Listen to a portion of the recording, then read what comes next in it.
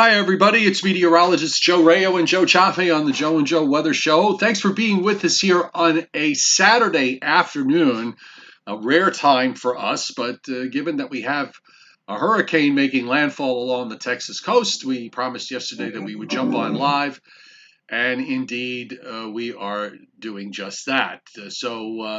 Welcome to everyone. Joe, Hanna outperforming. I have to tell you, we were talking about this last night, how this might have a time to make it to hurricane strength, and it's been an outperformer from the start. And I have to tell you, I'm pretty impressed by what I saw from overnight and this morning. And now we have it just getting ready to make landfall along the South Texas coast south of Corpus Christi.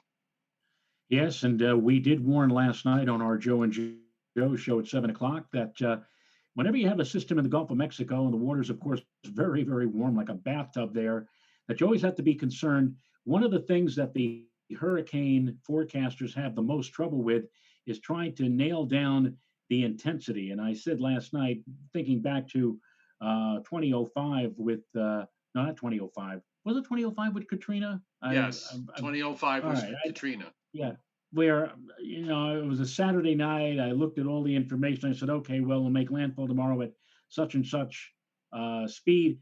Woke up the next morning, the thing had like increased by like 40 miles an hour. And all of a sudden it was like near category 5 status. Well, What the heck happened? Even go back a couple of years ago to Hurricane Michael, Yeah, where everything, this was in early October, first 10 days of October storm. It's in the Gulf of Mexico. It didn't look like the upper air was very supportive for something beyond a minimal hurricane, or perhaps maybe a little bit more. Wound up becoming a Category 5. And the Hurricane Center will tell you, admittedly, that strength is not. They've gotten tracks down quite well. right. Really have. Even out to 5 days, they are. The margin of error keeps shrinking smaller and smaller, and that's a testament to their hard work. But even they will tell you that when it comes to intensity, that is still a very problematic part of their forecast. Right, and this is going to be very problematic for folks who live along the Texas Gulf Coast, the folks who live, let's say, in Corpus Christi, because this thing is rolling at a pretty good pace. Looks like it's going to be making landfall, in the next 12 hours or so. And right now, 80-mile-per-hour winds, maybe a bit of a storm surge. It's not looking too good down in that part of the United States, Joe. Well, And I mentioned also about the problems now with COVID-19, because everybody's told, quarantine or stay in place, don't try to social distance. But what are you going to do now if you're told, you have to or go to a forced out of shelter. your That house? has been an interesting question, and we actually posed this back a long time ago, before even the hurricane season began. We were talking about this. I have the the Weather Service weather and hazards data viewer up, so we can take a look at what's going on at the moment. The center is offshore, and it looks like it's fairly close to buoy 42020. Which is reporting a north wind at 11 miles an hour. So it must be inside the center, or at least when you look at the radar, it certainly implies that it is inside the center. This buoy, by the way, is at 26.9 and 96.7 west. So it's still offshore, not quite on the coast yet. I'm going to get the red area you see where the hurricane warnings are, and underneath it, I'm going to get rid of the warning so that you can take a look at the radar echoes. And the center's still offshore. Corpus Christi, the Naval Air Station, where I lived, by the way, right behind the Naval Air Station in an apartment complex. I could literally walk to the Naval Air Station back in the early 1980s. They have they're reporting a winds of 40 north at 44, gusts to 61. Wow. That's not too shabby for a storm that's still where the center is still just offshore. I think one of the things that has actually helped this to strengthen is the fact that the storm is tilted. If you noticed on the satellite loops all along, the storm has been tilted in this sort of northeast southwest fashion, and the northwest quadrant the weakest of the four. The strongest stuff looks to be west and south, rather than rather than northwest and northeast, because of this tilt. But still, you're getting Port Aransas, Mustang Beach, reporting 37 gusting to 48. Matagorda Island is reporting east northeast at 42, gusting to I'm sorry, east northeast at 29, gusting to 42. I'm trying to see if I could pull up some. Let me see if I can get even tighter on this and pull up a few more obs. Now it figures. I don't remember the what was that? Riviera Beach. That's 1529, but that's well inland. I don't know why I don't even recognize the name of that town and why it's well inland. There's a whole slew of counties south. I'm sorry. There's an entire county south of Corpus Christi where we don't have a single weather observation from there at the moment. So it makes it kind of problematic. And of course, you can see the winds are west and west southwest down by Brownsville. Seeing some gusts up into the high 20s. Unfortunately, the county that's missing all the obs, Joe, that's the county we want to see what kind of winds they have. Is that a populated? It must be like I won't say sparsely populated county, but generally, you I think figure, it's sparsely populated. It was sparsely populated when I was there, and it may still very well be. But still, you'd think there'd be at least a couple of automated stations that are part of the network that they could put in there. But that for now, there's a lack of information.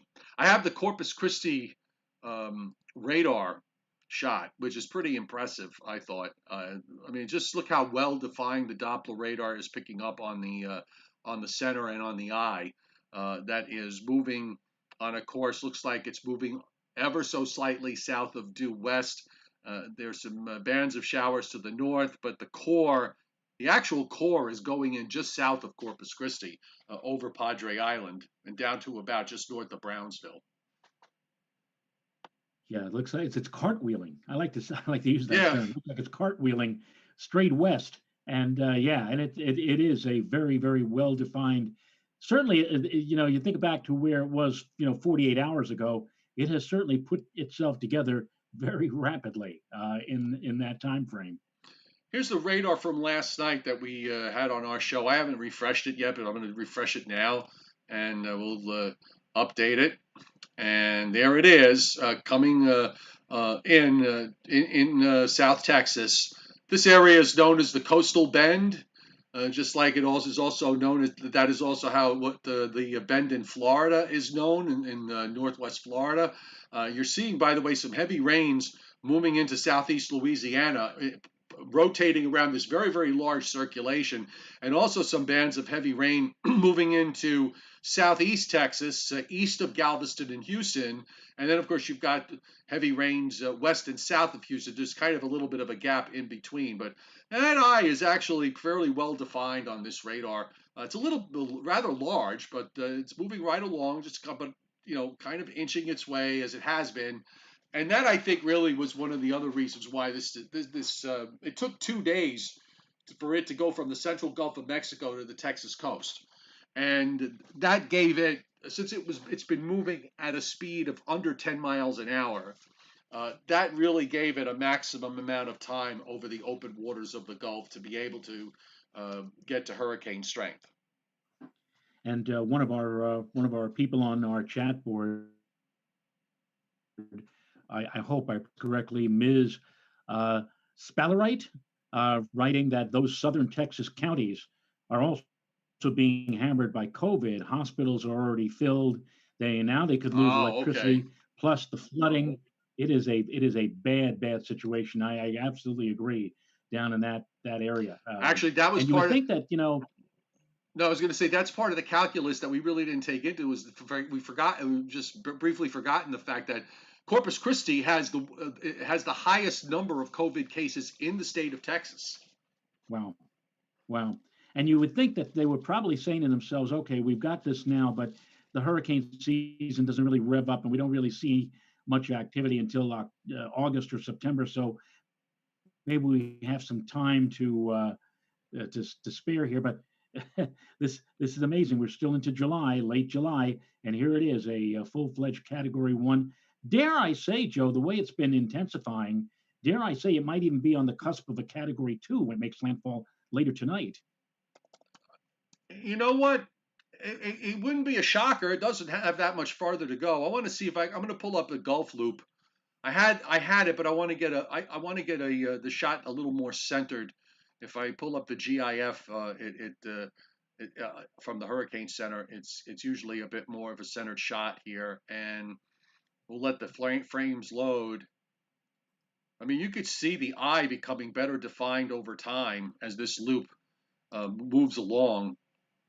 I mean, look at that! Right in the last couple of hours, the eye has really kind of opened up in the middle, parting of clouds as it heads toward the coast. The circulation being partly over land doesn't seem to be having any impact because the inflow is still fairly strong coming in out of the Gulf of Mexico and wrapping up and around. And then you could also see what's going on in southeast Louisiana with some showers and storms well to the northeast of the center here. It's really not part of the core, but it is part of this whole complex. And those showers and storms are just pretty much sitting there in southeast Louisiana out into the Gulf of Mexico. I'm going to try to see if there's a recon. Let's see if there's an Air Force plane in the mix there. It's almost like, in terms of Louisiana, it's almost like a training effect going from southeast to northwest. Yes, exactly. All right, let's see. Let's see what we can find on the recon. We'll go to tropicaltidbits.com and take a look at. We have Mission 7 into Hanna. I don't know about you, but I keep trying to put an H at the end of Hanna whenever I write it. Okay, and William Huber, by the way, referencing that county we were talking about, Joe, he says he's looked up on Google Maps. And no one really seems to live there. Roads must be it must be protected land. William Huber. Yeah, I'm racking my memory about that area. I think that is correct. The plane is getting ready to make its first pass into the center. And if you look on the lower left, you can see you see the wind barbs that are being plotted here on the map. The yellow is 45 to 50. The red wind barb is 55 to 60. Now the plane is not quite to 28 north and not even to 96 west. So it's coming in from the northeast, and it's well northeast of where the center was on the last advisory. So that's not the winds. The winds up on the northeast side are not too shabby here. So we'll be curious to see what we find from the standpoint of both wind and pressure when this recon aircraft completes its mission.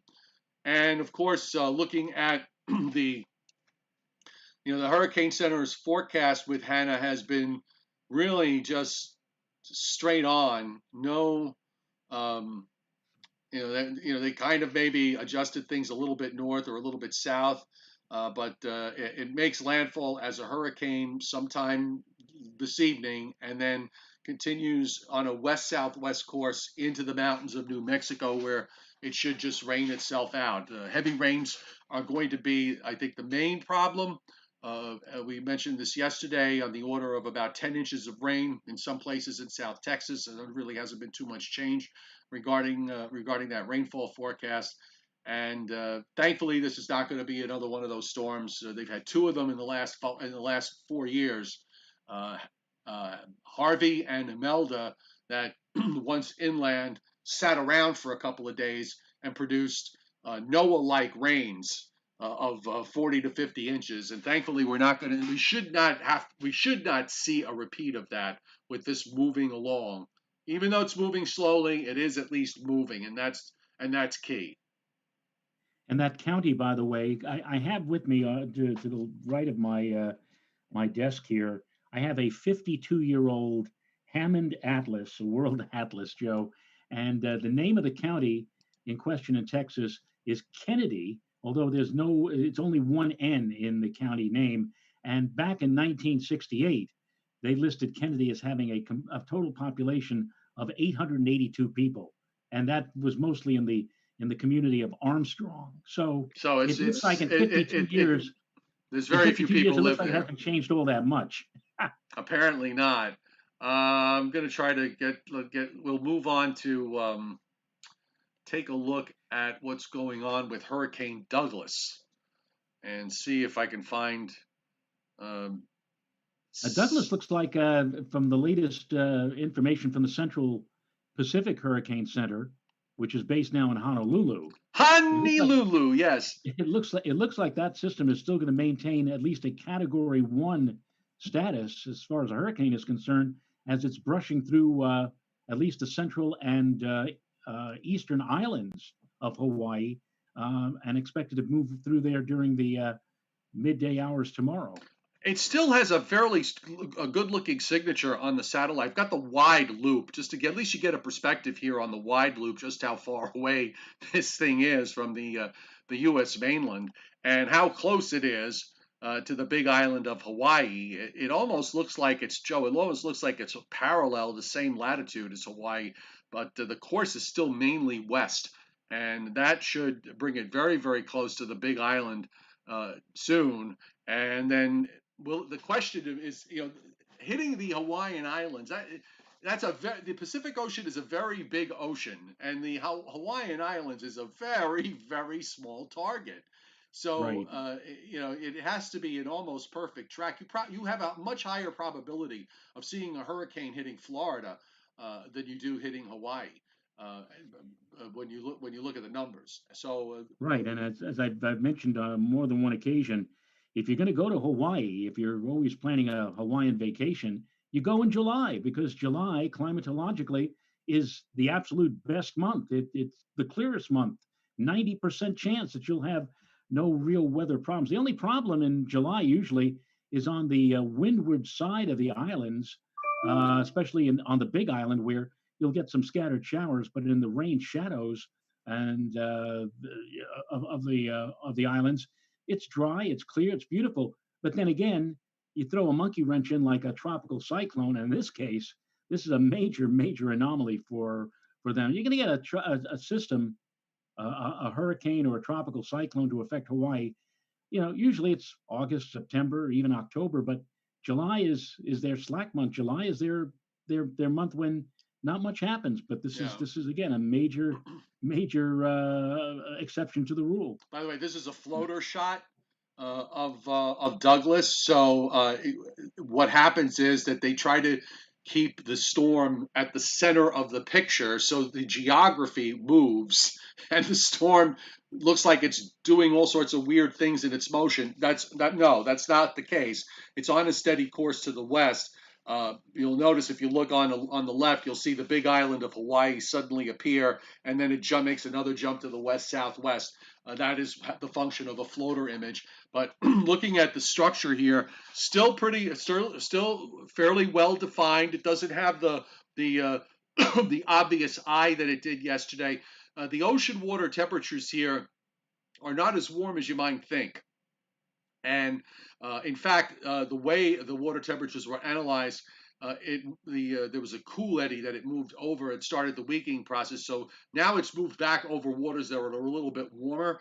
And as long as it stays along or just south of 20 degrees north, it's going to be right on the borderline in terms of supportive ocean water with regards to maintaining strength, or at least where the hurricane weakens only very slowly, but still pretty impressive here as it moves. So let's get the advisory up with respect to Douglas now, and then we'll take a look at Gonzalo and see what that one's up to. But as of 5 a.m. Hawaii Standard Time or Honolulu Standard Time, it is 19.1, 148.4. Moving to the moving to the west northwest at 18. Top winds 105 miles an hour. We have tropical storm warnings and a hurricane watch up for the Big Island of Hawaii and the islands that follow, which I'm not 100% familiar with. And then we also have a hurricane watch for Maui.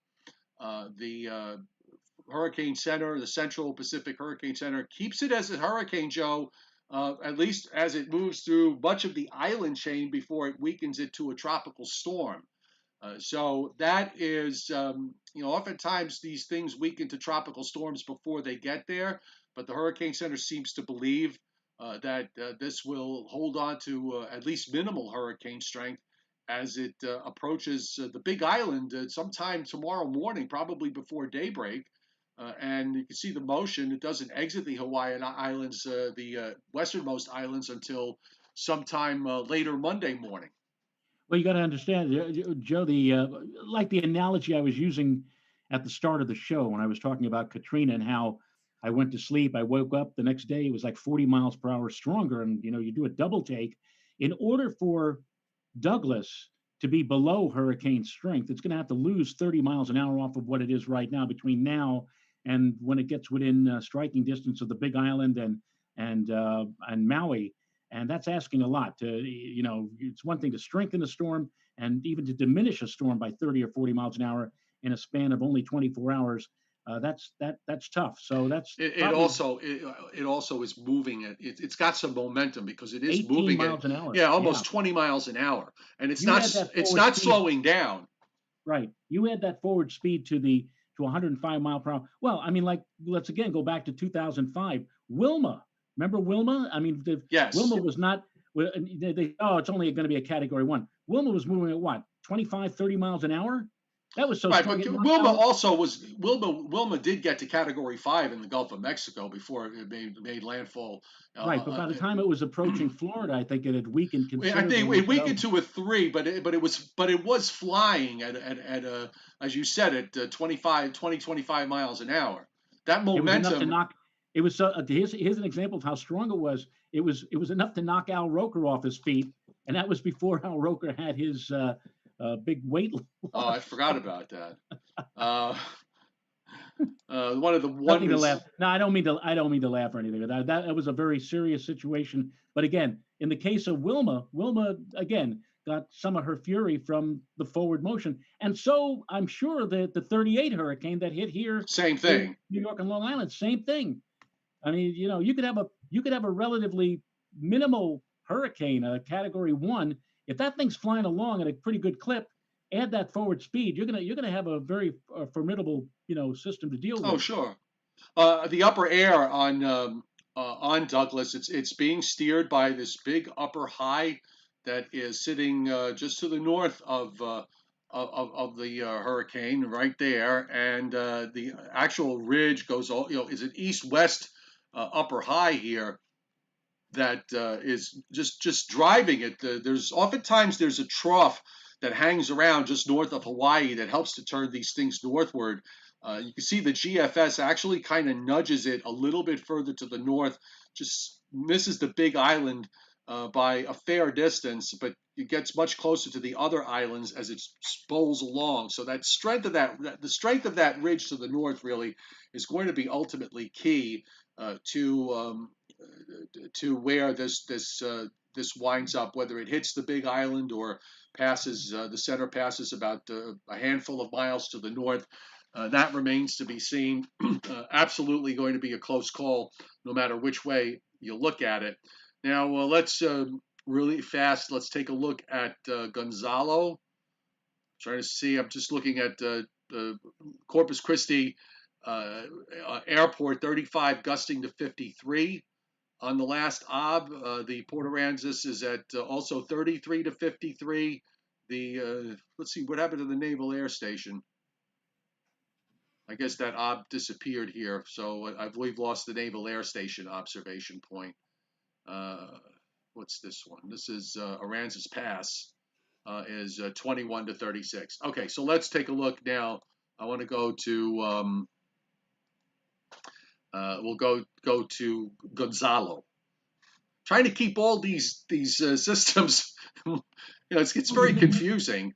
You think about it, Joe. When was the last time that we had two, not one, but two of our 50 states potentially being impacted by a hurricane within let's say 12 or 18 hours Yeah, maybe. it's been a long time that we've had, and Gonzalo, by the way, now barely a tropical storm here as it moves over the island of Trinidad and Tobago, looking at the top winds at 40 miles an hour, and the Hurricane Center quickly weakens this to a depression. Looks like it might pass very close to Aruba.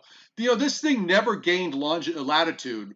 Uh, they were trying to at least move it up to about 11 or 12 north. It's never gotten, right now it's at 10.5 north and 60.5 west. The fact that it stayed weak kept it from really gaining any kind of latitude. This was as far south as you can get almost without crashing into South Right, America. right. And again, you're in a position in the Eastern Caribbean where the upper air winds are not really uh, are not usually supportive for tropical systems. In fact, they're usually downright hostile when it comes to tropical systems. And here is I'll have the Caribbean satellite loop. I mean, you take a look at the cloud mass. It's so hard when they're disorganized, and you look at these loops, and you try to think like, what am I looking at? It's very, very hard to find a well-developed circulation here as it moves to the west. Just everything is just kind of uh, getting stretched out. You've got the clouds. If you notice the clouds to its west, there are high clouds blowing away to the northeast. There's also, if you look at the clouds that are in the southeast Caribbean, you're seeing some of the higher clouds being blown away to the northeast. So shear is an issue.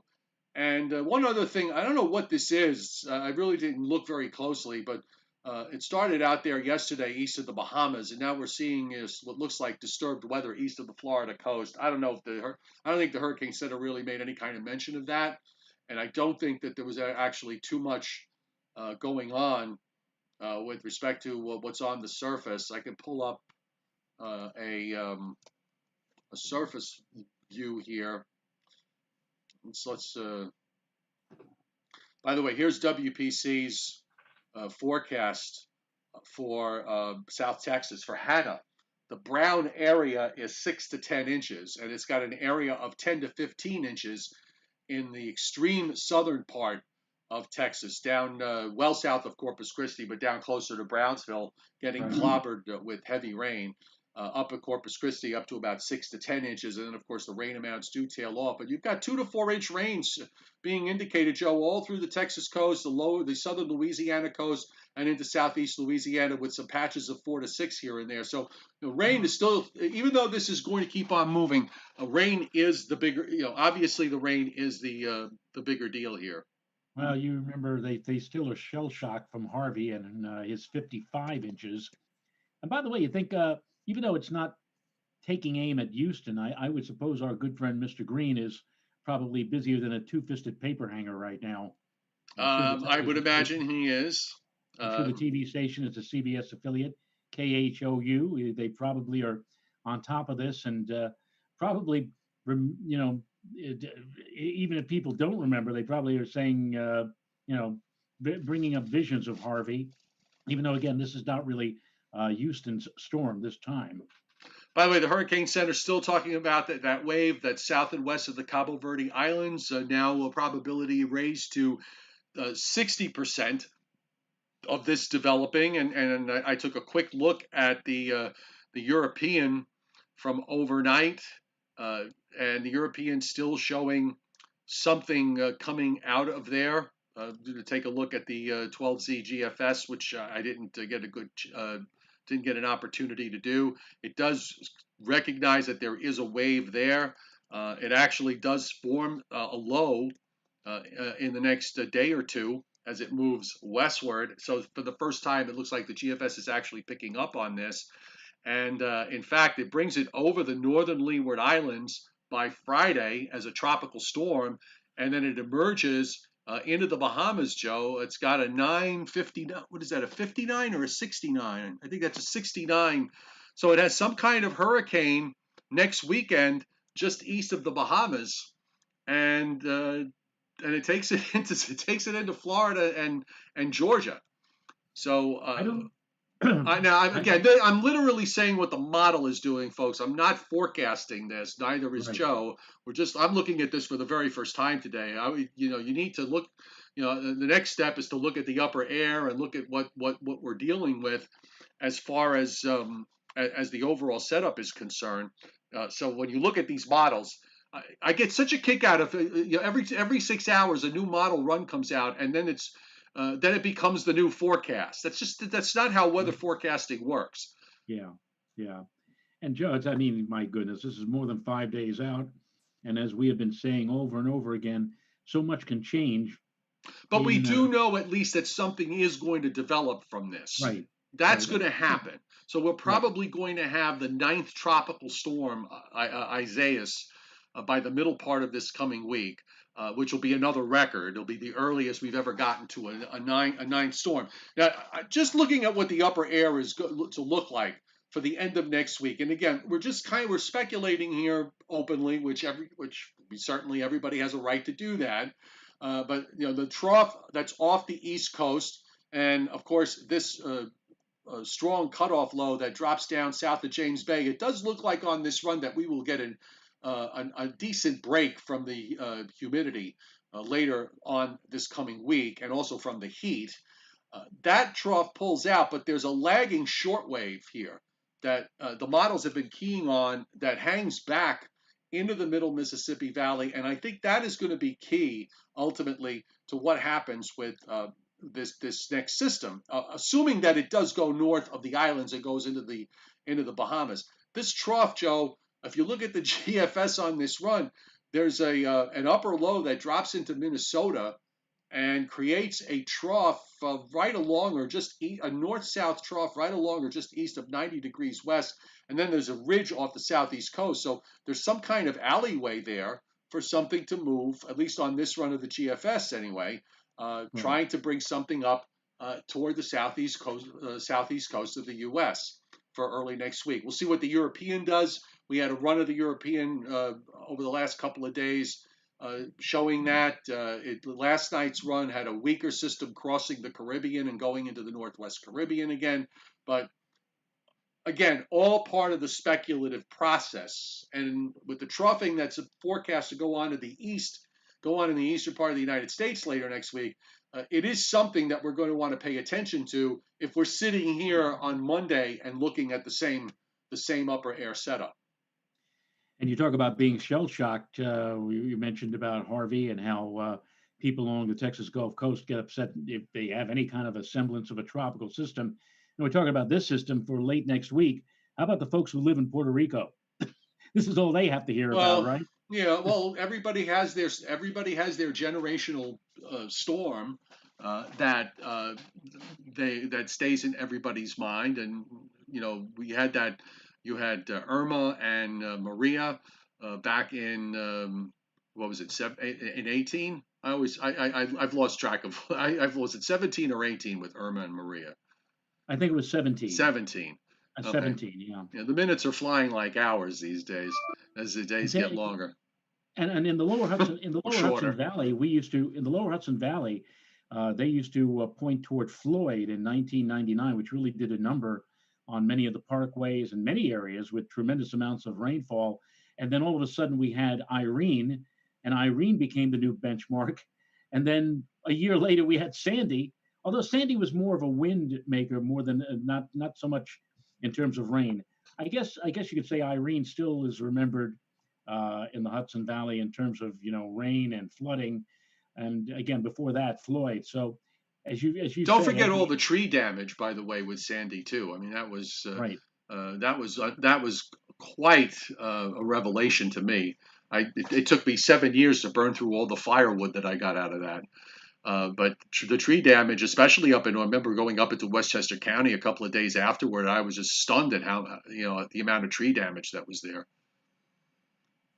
Well, let's hope that whatever does come down the road, and we're talking about something for late next week or next weekend, maybe for the southeastern. So let's just hope that all of this stays out of our area. I don't really think we need to see any dramatic. And this is you and I were so big into this kind of stuff. We used to wait and wonder, when are we going to get our big storm? When are we going to see a big tropical system or a hurricane or whatever? And now I don't know about you, I don't want to see anything like that. I, No, I yeah, exactly. I understand the weather geeks where they're coming from, because we were once like that. But once you have when you've spent your career working and locked inside four walls when all this stuff is going on, and always being the first one in and the last one to go home, right. um, yeah, it's and we could sit back as impartial observers in a sense. Not that we weren't impartial when we were working, but uh, now we don't have the pressure of having to go into an office and dealing with bosses. We can just do everything in a very relaxed, clear-minded That was manner. the killer. Yeah, That was the thing. You had to, you'd get the phone call and it'd be the executive producer saying, "I need this graphic now," or "I need, this," and the phone wouldn't stop ringing. People keep answering questions. You have to run out into the studio. Now we could just like sit in our front porch and watch as the winds start to increase, and we don't have to answer to anybody except yep, ourselves. I exactly. Bill Uber just reminded me that we could do this right before we sign off because we're coming up on the 2 o'clock hour, and Gonzalo has been downgraded to a tropical depression, so that's good. So it'll be gone before too long. Hanna is 977 millibars, top winds 80 miles an hour, moving west at a 27 north, 96.7 west on the 2 p.m. Eastern Time, 1 o'clock Central Time advisory. 50 miles east northeast of Port Mansfield, 70 miles southeast of Corpus Christi, Texas, and moving west are 265 degrees at 8 miles an hour. The lowest pressure, 977 millibars, to 8.85 inches. There have been no changes in the warnings or any of the warnings that are up for Hanna. The 2 o'clock tropical weather outlook, no real change here. 10% probability of that wave south and west of the Cabo Verde Islands developing in the next 48 hours, but a 60% probability of it forming in the next 5 days. So I think we'll say goodbye at this point and wrap it up because you know what, Joe? It's nice and sunny out, and the humidity out here is not all that bad. And I just finished a 10-mile walk before I got on the air, and I want to get out of these clothes and take a shower and relax for a little bit. And I'm sure Well, you would like to that's do what the I was same. smelling. That Yes, was what that aroma was. I'm sure you would like to relax on this Saturday afternoon, and everybody else would like to hit the pool or the beach or wherever they are. Just do it safely, and we'll see you tomorrow morning, 11 o'clock on the 11 o'clock with on the the. Joe and Joe coffee with Joe and Joe. That's correct, and our attention will probably will be focused on Hurricane Douglas and whatever is coming down the road for later next week. All right, see you